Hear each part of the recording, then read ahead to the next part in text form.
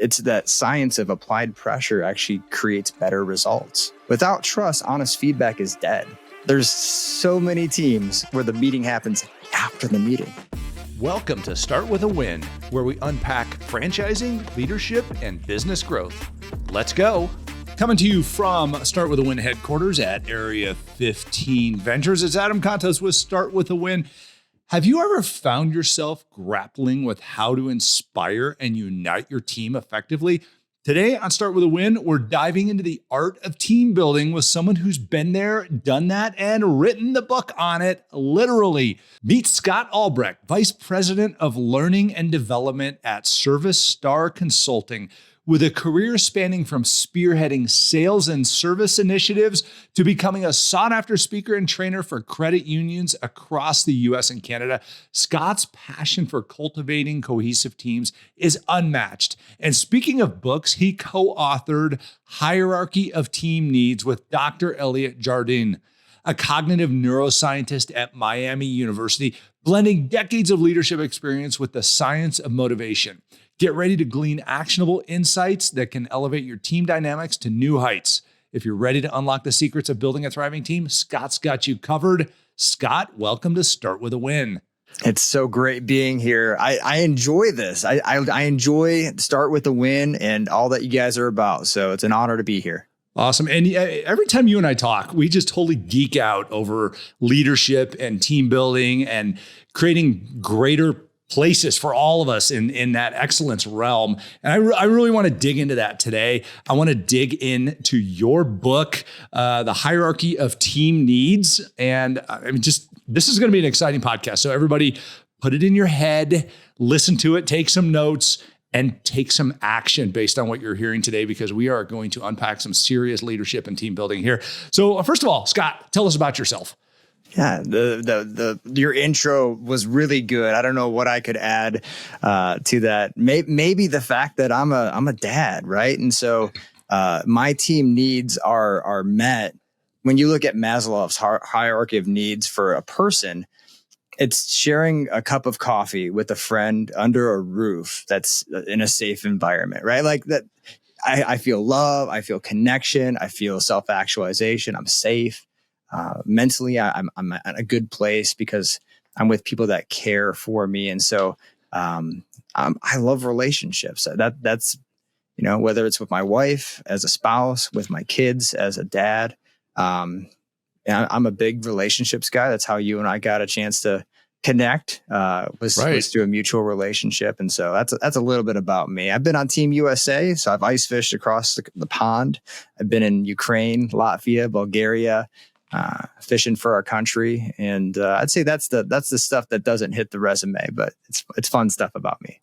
Awesome. Fishing for a purpose. I guess you really can't argue with that if you're into fishing. And it's a good place to find yourself. So let's jump right into this, because you and I are both really into serious leadership and team development. We run businesses, we grow leaders. Leaders are not born, they are made. And it's through that constant growth every single day.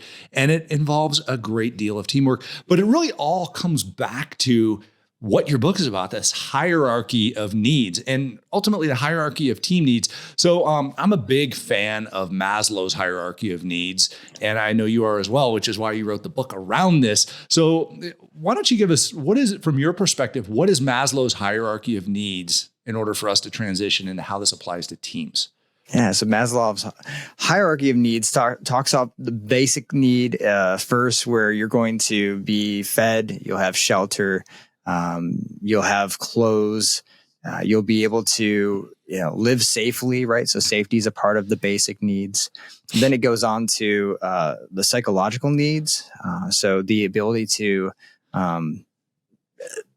live, communicate, have friends, which moves on to the third then need of care, which is having a love and a companionship and having a greater understanding of how am I loved? How do I belong? A sense of belonging, which then moves you up into esteem, having good self-esteem. What story do I tell about myself? And then that gets you to that last piece, the top of the pyramid, the peak, if you will, which is self-actualization. And this is where, if they were to write a book about me, at the end of the day, for Barack Obama, it might be he was the first Black president, right? It could be that I was the best dad that I could be, and that's my self-actualization. I was born to be the best dad that I could be, and so as I'm in that being a dad mode, I'm being self-actualized as that dad. And so the last part is kind of reflective. The fourth part is kind of in the moment, and it takes some of those steps to get to the fourth and the fifth. You can't get to the fourth without the third. And so there's work for yourself in each one of those steps. And we can't even begin to think about this if all we're trying to do is put food on the table or make a paycheck, right? At the bottom, that safety piece, and obviously the very beginning of it, I think Maslow originally described this as, okay, you're in a cave and there's things outside that cave that can eat you, but you have to go out there to make fire, to get food, to be able to survive, get water. But, we want to live at the top because that means we fulfilled those other needs. So what made you want to put this into a team framework where you look at team members? How did you come up with that theory? So the missing piece for me was motivation. So what motivates somebody to want to move from one phase of Maslow's hierarchy of needs to the next? And we bought a sauna. And what motivated us to buy a sauna? Well, we wanted to put our bodies through pressure because my wife's family history is one that dementia is a likely realistic thing that she's going to have to maybe face. And one of the studies shows that if you put your body through enough pressure, that actually gives you a better shot of not having dementia when you age. And so we bought a sauna for the strict purpose of putting our body through pressure. And so I was having a cup of coffee in Phoenix, Arizona, and I was thinking about this applied pressure and just kind of the overall view of stress in the workplace. And it hit me. That's the answer. That's the missing piece. So for Maslow, the hierarchy of needs is perfect if I'm just working on myself. And I think every leader should start there. Work on yourself first, right? So where are you? Are you getting good sleep? That's part of the basic needs, right? Are you taking care of your body? That's part of the basic needs. How's your diet? That's part of the basic needs. As a leader, we got to be sleeping well. We got to be eating well. We got to be getting some physical activity in. That's how we help ourselves. But then when you take it to the team, the missing piece is the motivation. So how do I get my team to sleep well? I can't go into their bedrooms and set their alarm clock and be like, this is gonna be really good for you. And by the way, lights out at 9. Okay. I mean, as a team leader, there's got to be some different dynamics to how we get somebody to grow through that hierarchy. And what I found was it's the applied pressure. I brought in Dr. Elliot Jardine, who's a researcher at Miami University. And it's that science of applied pressure actually creates better results. Imagine a week where you've got nothing to do, 0 things to do.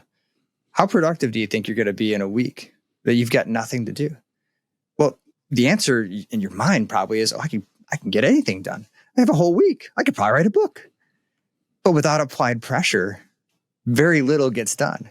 And so the science of putting your body through pressure for better results also equates into the team realm, where when we add pressure to every layer of the team needs, we actually can move ourselves up through the organization. So I'd love to expound upon the book if you give me the window to do so, because I think we can kind of attack each layer as a team as well. Okay, absolutely. Yeah, I want to dig into that. But I do want to ask you a question about pressure, because it seems like over the past decade, we've kind of become anti-pressure when it comes to how we raise kids, how we treat people, things like that. These people going, oh, you're too aggressive with me, or that's triggering, or I can't handle this pressure. I mean, everybody started labeling pressure, stress, tension, overwhelm, things like that as being a bad thing. But I mean, day after I graduated high school, I joined the Marines. We went to Marine Corps boot camp, and guess what they applied? A dump truck full of pressure on you every moment. And they wanted to try and see if he would break. But ultimately, it seems like we can convince ourselves that we can outlast our bodies. We always let our bodies quit before our minds can quit. And ultimately, that's the opposite of what's true. I mean, you can push your body way further than your mind thinks you can. Yeah. So, I mean, that I love this pressure piece, because we should be looking for pressure. Without pressure, you really have no purpose, like what you said, without weak. So it doesn't give you a direction. But yeah, okay, take me into the book. You've got several sections in this book. Let's go through some of those. Where do we start with how to understand how the hierarchy applies to teams? Yeah. So back to your point on pressure, right? So I did push-ups this morning. I did not want to do push-ups this morning. My brain the entire time was telling me, you have done enough push-ups this morning. And one of the tactics that the Navy SEALs use is to think about your breathing in moments where your body is telling your brain, I've had enough. And the frontal cortex is so important here, because if you just focus on something else, you can achieve more. So if I'm focusing on the pain that the push-ups are causing, then I will do less push-ups. But if I focus on breathing, I will do more push-ups. And so where the team's brain goes impacts performance. So let's take that to the team realm. The very bottom of the needs, we haven't changed anything. Maslow says basic needs are there. We've got basic needs there.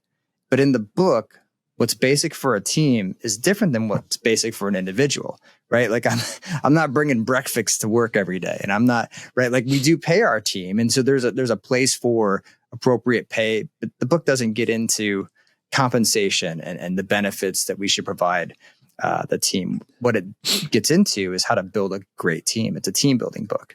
And the foundation of team building, if you go to Patrick Lenciosci's 5 Dysfunctions of a Team, is building trust.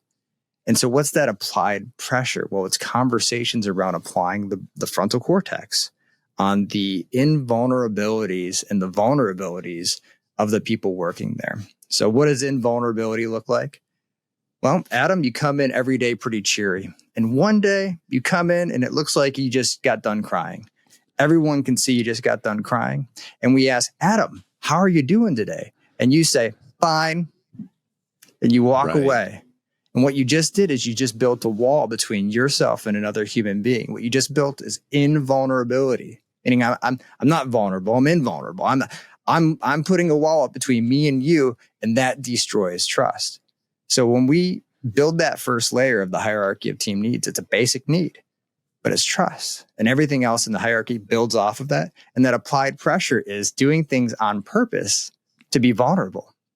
Now, Patrick Lenciosci, when he wrote his book of 5 Dysfunctions of a Team, he got asked to go to a lot of companies and talk about the book. So many, in fact, that he didn't actually have the bandwidth, the schedule. You get this. You've been there. You can't go everywhere that they ask you to go, right? And so he wrote the 5 Dysfunctions Field Guide. And he said, hey, this is what we would deploy. If we got asked to go to a company, this is step 1. We're going to do a personality assessment. You name your flavor of the month, DISC, Myers-Briggs, strengths. We don't care what you use. But we do care that you reduce this invulnerability in the workplace and you break it down and you make things more vulnerable. And so in the book, we talk about the first step being, let's make sure that we're doing something intentionally, applying pressure on that first layer to get others to know others on the team. If you don't know me, you don't trust me. And if you don't trust me, you're not going to follow me. And so in leadership, it's really, really important for your team members to know you. Now, there's a such thing as too vulnerable too. Like, hey guys, I think my marriage is falling apart, might be crossing the line, right? And so there's a line there. And so the book expounds upon what does appropriate vulnerability look like in the workplace. Awesome. Now it's interesting because like I view trust as like a bank account. And you have to continue to deposit into that. And sometimes you make withdrawals. Sometimes they're unintentional, massive withdrawals. But you never want to go bankrupt with that trust. You never want to violate the rule of taking more trust out of the relationship than you put into the relationship.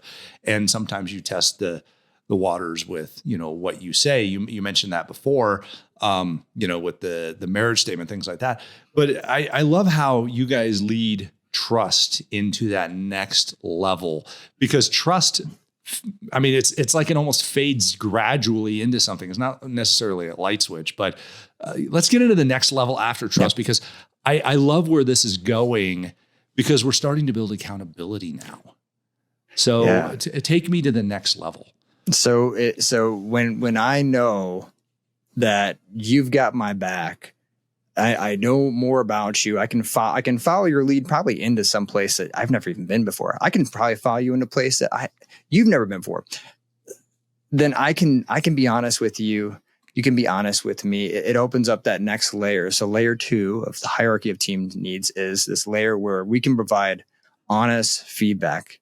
Fear of conflict isn't so strong in that second layer, where I'm afraid that if I say something honest, you're going to use it against me. Or if I say something honest, you're going to take that and spin it into something else and say it in a way that I didn't mean it for, because you don't get me. I don't trust you. You don't trust me. So without trust, honest feedback is dead. Without trust, this fear of conflict overcomes us being able to say, Adam, I like the direction of your idea. And given my experience, I think there's some tweaks that we need to make to it to be able to move forward. Without trust, I don't say that in the meeting. I say, Adam, that's a great idea. And then after the meeting, I have the meeting after the meeting where I say, Adam's idea is horrible. Did you guys think that? Oh, yeah, no, we hated it too. But we all said it was great in the meeting. And so now we start to see that 5 dysfunctions of a team starting to play out in real life. And so applied pressure in honest feedback is one in which we create an iterative loop of feedback. An iterative loop of feedback starts from day one. Listen, it's an expectation setting where I say, hey, welcome to our team. We're going to, on a regular basis, ask for feedback. Like, you're going to have peers asking for feedback. I'm going to ask you for feedback. We're going to provide you feedback. And I don't want you to be scared of feedback. Feedback's a gift. And that changing the frontal cortex, again, a push-up is a gift. Feedback's a gift. Building trust is a gift. These are all good things, but they are uncomfortable. Some people might say that the book is common sense. I'd say it makes sense, and it's so uncommon. Oh, there's so true. So many teams where the meeting happens after the meeting. It's because we didn't work on layer 1 and layer 2 of the book, Hierarchy of Team Needs. Okay, so you and I were talking before about A, B, and C players. You know what's interesting is, and I've actually gave a keynote on this last week about, A players hire A players, B players hire C players, because C players never want to breach that trust boundary and get into honest feedback. And it's fascinating when we look at, and ultimately C players are those that are, they're highly disengaged. If you look at Gallup's surveys, and highly disengaged is they're miserable. They don't want to do the job, and they're telling everybody that behind everybody's backs usually. So there's like this black market of distrust and just angst in the organization. And ultimately, and by the way, folks, and I'm going to be doing a lot more on this here in the near future. We're at the highest level of disengagement in history in the workforce. It's horrible. So, I mean, this timing couldn't be better for Scott's information, because we have to understand not just that we need to build more engagement, build more trust but we have to know how to get people up the hierarchy of team needs here in order to be more successful, more productive in our businesses. So take me through, how do we know when we have that ability to keep moving people up here? We're giving honest feedback. You mentioned a couple of examples of this. What does a good outcome to honest feedback look like to move us further up the chain? Some people might say buy-in. I'd say buy-in is a bankrupt term, because there's a difference between buy-in and engagement, right? So I can buy into ending world hunger, but the second you ask me to donate $100 out of my paycheck every Friday to end world hunger, that's the difference between buy-in and engagement. Engagement comes with action, right? And so that third layer is one where we build engagement because we have buy-in to the truths that were revealed in the second layer. So like if we have a meeting and we use language in the most constructive manner, constructive, by the way, is coined as a negative term. Constructive in its actual proper sense is it's constructing something, right? So the gift of human language is you have an idea and you share it with me. And I say, thank you, Adam. And have you thought about this? And you say, thank you, Scott. I haven't thought about that. But what about this? And that back and forth allows us to now, when we say, hey, these are the marching orders, there's buy-in. And again, buy-in's a broken term. So let's just change that and say there's engagement. There's people taking action on the marching orders because we had the room to openly discuss, share feedback. And yeah, I get it. Leaders, there's 2 votes in the room and you got both votes, right?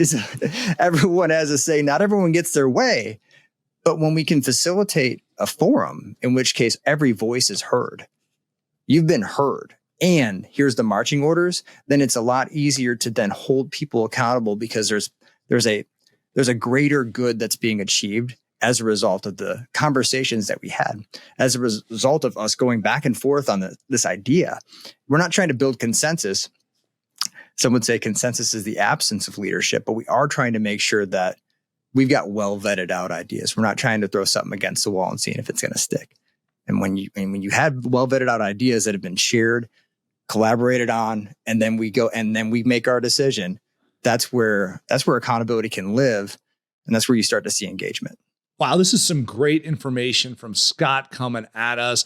I'd like to remind you, go to adamcontos.com, check out the Leadership Factory, a great new leadership program that I just introduced. Contains a lot of information about Maslow's hierarchy needs and how to build your leadership to build great teams. This is a 2-part episode. This is the end of the first part. Make sure you check out the second part with Scott, where we dig into the rest of the hierarchy of team needs with Scott Albrecht on Start With a Win. We'll catch you next time.